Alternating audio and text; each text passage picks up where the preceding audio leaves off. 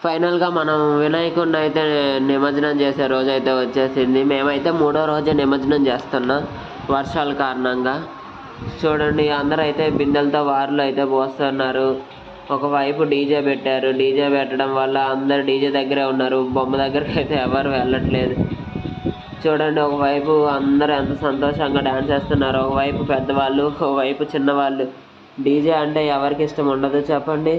అసలు చూడండి ఎంత హుషారుగా ఎగురుతున్నారో. ఈ ఒక్కరోజే కదా ఎంత సంతోషంగా ఉన్నాం. మళ్ళీ 1 ఇయర్ ఆగాల్సిందే ఈ సంతోషం కోసం.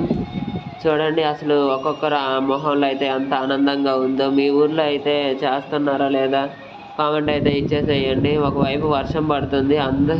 నేననే కాదు అందరూ గూడా గొడుగులేసుకొనే చూస్తున్నారు. చూడండి వర్షం అయితే ఆగిపోయింది కాసేపటికి. అందరూ డీజే దగ్గరికే ఎళ్తున్నారు గానీ, వినాయకుడితోటైతే ఎవ్వరు రావట్లేదు. అందరూ డీజే దగ్గరికే ఎళ్తున్నారు చూడండి. వినాయకుడైతే వస్తున్నాడు.